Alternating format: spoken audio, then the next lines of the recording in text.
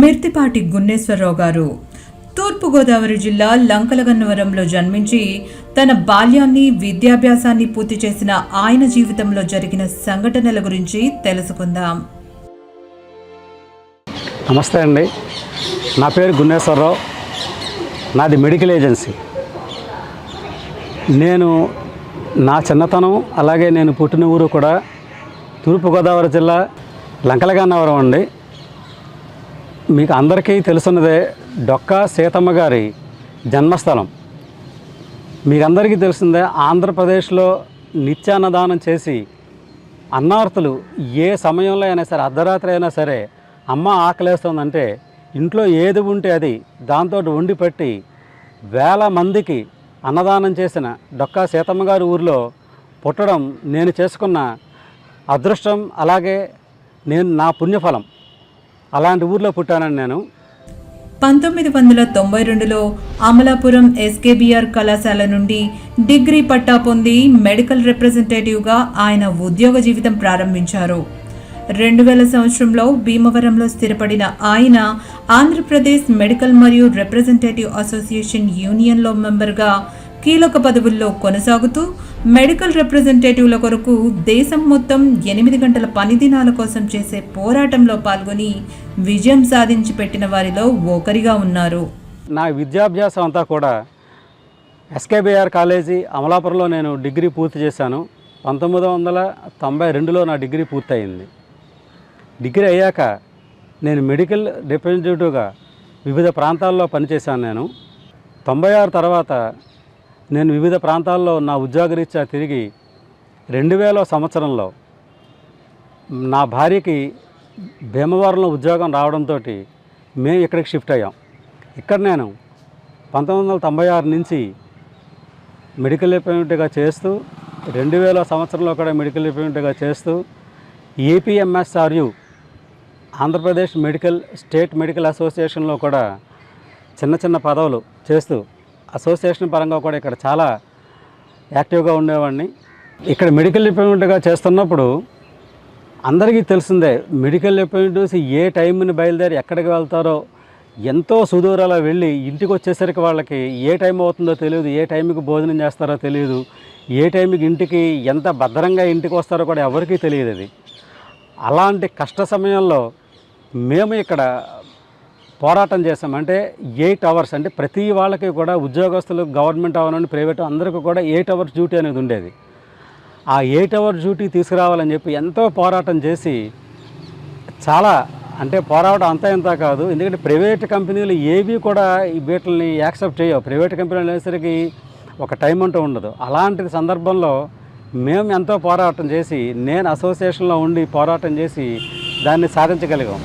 ఈ రోజుని కుర్రవాళ్ళందరూ సుఖపడుతున్నారంటే 8 గంటల కేవలం ఉదయం పూట ఉద్యోగం చేసి 8 గంటలు సుఖపడుతున్నారంటే అప్పుడు మేము చేసిన పోరాట ఫలితం.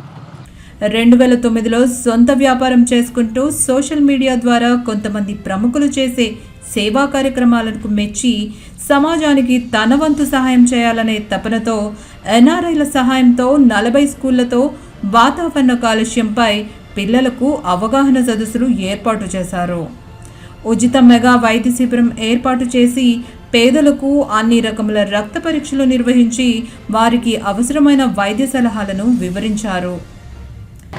నేను ఇలా ఉద్యోగం చేస్తున్న సందర్భాల్లో చాలామందిని చూశాను నేను. ఎందుకంటే పెద్ద వాళ్ళందరూ కూడా ఈ ఫేస్బుక్లో అవనివ్వండి, వాట్సాప్ గ్రూపుల్లో అవనివ్వండి, ఎంతోమంది పెద్దవాళ్ళు వాళ్ళ సమయాన్ని కేటాయించి సోషల్ సర్వీస్ చేయడం చూశాను నేను. వాటికి నేను ఇన్స్పైర్ అయ్యి మనం కూడా చేద్దాము అనే ఉద్దేశంతో నేను కొన్ని కార్యక్రమాలు చేసే సందర్భంలో ఎన్ఆర్ఐలు కొంతమంది మా గ్రూపుల్లో చూసి, అంటే సిసి బ్రైటర్ ఫౌండేషన్ అవనివ్వండి ఎన్ఆర్ఐ, అలాగే సంస్కార్ ఫౌండేషన్ అవనివ్వండి, వీళ్ళు నేను ఇక్కడ చేసే పనులకి వాళ్ళు నన్ను చూసి ఇక్కడ యాక్టివిటీ చేయాలని చెప్పి వాళ్ళు నన్ను కోరడం జరిగింది. అలాంటి సందర్భంలో నేను సుమారుగా ఒక 40 స్కూళ్ళల్లో పిల్లలకి వాతావరణ కాలుష్యం నుంచి వాళ్ళకి అవేర్నెస్ కల్పించాలి. ఎందుకంటే ఎప్పుడు కూడా చిన్న పిల్లలకి మనం కనుక చెప్పగలిగితే వాళ్ళు పెద్ద అయ్యాక అది పాటిస్తారు వాళ్ళు. అలాంటి కాన్సెప్ట్ తోటి నేను ఈ స్కూళ్ళల్లో ఈ డ్రాయింగ్ బుక్స్ అంటే అవేర్నెస్ అంటే వాతావరణ కాలుష్యాన్ని అవేర్నెస్ చేయించడానికి, ఎందుకంటే పిల్లలకు ఒక యాక్టివిటీ చేస్తేనే కానీ వాళ్ళకి తెలియదు, వాళ్ళకి ఆ యాక్టివిటీ అనేది చేయించాలి. కాబట్టి ఆ ఎన్ఆర్ఐల సహకారంతో డ్రాయింగ్ బుక్స్ అవేర్నెస్ అంటే పొల్యూషన్ అవేర్నెస్, పర్యావరణ పరిరక్షణ మీద అవేర్నెస్ కల్పించడానికి డ్రాయింగ్ బుక్స్ అనేవి, అలాగే క్రేయాన్స్ ఉచితంగా స్కూల్ పిల్లలకి ఇచ్చి వాళ్ళ చేత వాతావరణ కాలుష్యం మీద అవేర్నెస్ కల్పించాను నేను. ఆ అవేర్నెస్ కార్యక్రమంలో నేను చాలా గర్వించేది ఏంటంటే బాగా పిల్లలకి అది అవగాహన కలిగింది. ఆల్రెడీ వాళ్ళకి కొంత ఉంటుంది, అలాంటిది నేను ఇలా కల్పించడంతో చాలా వాళ్ళు ఇన్స్పైర్ అయ్యి వాళ్ళు కార్యక్రమాలు చేస్తున్నారు. అలాగే కొన్ని మొక్కలు ఉన్నాయండి మన ఇండియాలో అవనవని, మన ఆంధ్రప్రదేశ్లో చాలా రకాల వృక్షాలు ఉంటాయి. ఆ వృక్షాల్లోనూ మనకు కొన్ని ఇంపార్టెంట్ వృక్షాలు మనకేమవుతుందంటే హెల్త్కి ఉపయోగపడే వృక్షాలు అంటే కొన్ని ఉంటాయి. అది నేను గూగుల్లో చూస్తున్నప్పుడు సెర్చింగ్ చేసినప్పుడు గూగుల్లో కనబడ్డాయి నాకు. అలాంటిది ఒక వృక్షం అనేది సెంబరోబా గ్లోకా అనే వృక్షం. అది మనకి ఇక్కడ తెలుగులో మనకి ప్యారడైజ్ మొక్క అంటారు, అలాగే లక్ష్మీ తారు అని ఉంటారు.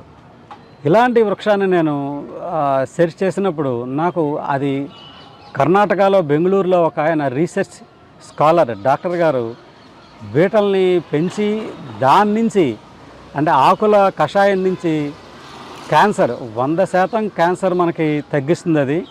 అలాగే ఆర్థరైటిస్, ఆ గింజల నుంచి ఆ ఆయిల్ నుంచి ఆర్థరైటిస్ బ్రహ్మాండంగా తగ్గుతాయి. 100% పొల్యూషన్ ఫ్రీ మొక్క అది.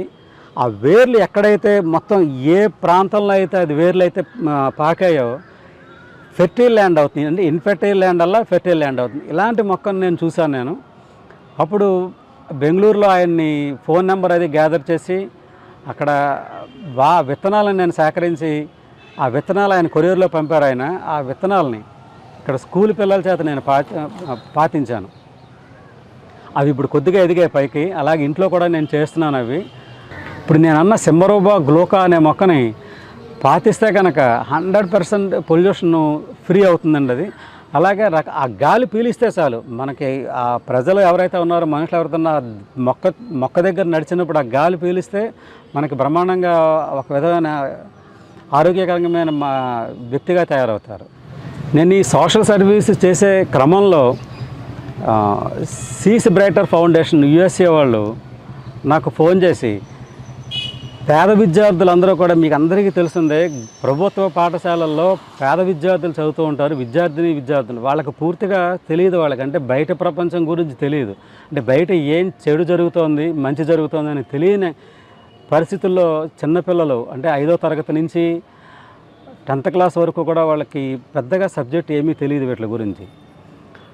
అలాంటివి పిల్లలకి సెల్ ఫోన్ వాడకం అవని, ట్యాబులు వాడకం అవనివ్వండి, ల్యాప్టాప్లు వాడకం అవనివ్వండి, ఇలాంటి వాటి వల్ల జరిగే దుష్పరిణామాలని వాళ్ళు నాకు ఫోన్ చేసి ఇలాంటివి చేద్దామని కార్యక్రమాలు అని చెప్తే, సరే అయితే నేను అలాంటి కార్యక్రమం నా అండర్లో జరగడం నేను చాలా గర్విస్తున్నాను నేను. ఎందుకంటే అది నిజంగా నేను ఎప్పటి నుంచో అనుకుంటున్నాను చేయాలని. అలాంటిది వాళ్ళు నన్ను మీరు చెయ్యండి, మేము ఉంటాం, మీకు సాయం చేస్తామని వాళ్ళు కూడా వచ్చి ఇక్కడికి ఆ స్కూళ్ళల్లో పిల్లలకి అవేర్నెస్ ప్రోగ్రామ్, గ్యాడ్జెట్స్ వల్ల జరిగే దుష్పరిణామాలు అవేర్నెస్ ప్రోగ్రామ్ ఒకటి జరిగింది. అలాగే ఆడపిల్లలు ప్రభుత్వ స్కూళ్ళల్లో చదివే ఆడపిల్లలకి గుడ్ టచ్ బ్యాడ్ టచ్ అనేది చాలా ముఖ్యం. అది ఎందుకంటే బయట ఏం జరుగుతోంది, ఎవడో వస్తాడు ఇలా భుజమే చేయేస్తాడు, అది ఎలాంటి టచ్ అనేది, అంటే తల్లి తండ్రి చేసే టచ్ వేరు, బయట వాళ్ళు చేసే టచ్ వేరు, అన్నదమ్ములు చేసే టచ్ వేరు. ఇలాంటి వాటి మీద అవేర్నెస్ ప్రోగ్రామ్ ఒకటి జరిగింది. అదొకటి చాలా సక్సెస్ అయింది అది పిల్లలకి. ఎందుకంటే ఆ ఉపాధ్యాయులు మ్యాక్సిమం పిల్లలతోటే ఉదయం నుంచి సాయంత్రం వరకు పిల్లలతోటే వాళ్ళు గడుపుతారు. కాబట్టి వాళ్ళకి తెలుస్తాయి పిల్లలు ఏ విధంగా బాధపడుతున్నారో, వాళ్ళు చేసే పనులు ఏమిటి, ఇవన్నీ కూడా వాళ్ళ కీన్ అబ్జర్వేషన్లో ఉంటారు వాళ్ళు. అలాంటి కార్యక్రమాలు చేశాను నేను. అక్కడి నుంచి అమెరికా నుంచి వచ్చిన పిల్లలు ఈ గ్యాడ్జెట్ వల్ల జరిగే దుష్పరిణామాలని చాలా అద్భుతంగా ఎక్స్ప్లెయిన్ చేశారు. ఒక 4 స్కూళ్ళల్లో చేశారు. అలాగే నేను చాలా మెచ్చుకోదగ్గది ఏంటంటే అక్కడి నుంచి, ఎందుకంటే మన ఇండియాలో ఎలా ఉన్నా కూడా అమెరికాలో ముఖ్యంగా ఇలాంటి వాటి గురించి వాళ్ళు అవేర్నెస్ కార్యక్రమాలు చేస్తున్నారు. వాళ్ళు అక్కడ సెటిల్ అయ్యి ఎన్ఆర్ఐలుగా మన ఇండియాలో ఏదో ఒకటి చేయాలి అని భీమవరంలో నన్ను సెలెక్ట్ చేసుకోవడం నేను చాలా చాలా గర్వపడుతున్నాను నేను. ఆ క్రమంలో చాలా అద్భుతంగా చెప్పారు పిల్లలకి. ఇంకా రెండోది వచ్చేసరికి ఉచిత వైద్యం. చాలామంది పేదవాళ్ళకి వైద్యం చేయించుకోలేని పరిస్థితిలో ఉంటారు. వాళ్ళు డబ్బులు ఇచ్చి ప్రైవేట్ హాస్పిటల్లో చేయించుకునే అన్ని రకాల టెస్టులు చేయించుకునే పరిస్థితి వాళ్ళకు ఉండదు.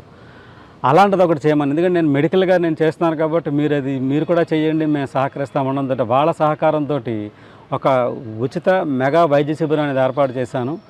అన్ని రకాల బ్లడ్ టెస్టులు చేసి వాళ్ళు దగ్గరుండి చేయించి మొత్తం అంతా కూడా వెళ్ళారు. కానీ నిజంగా చెప్తున్నాను, నేను చాలా అదృష్టవంతుని నేను చెప్పాలి. అలాంటి ఎన్ఆర్ఐలు వచ్చి నా చేత ఇక్కడ చేయించుకున్నది నేను ఎన్నో జన్మల పూర్వజన్మ సుకృతం నేను భావిస్తున్నాను నేను.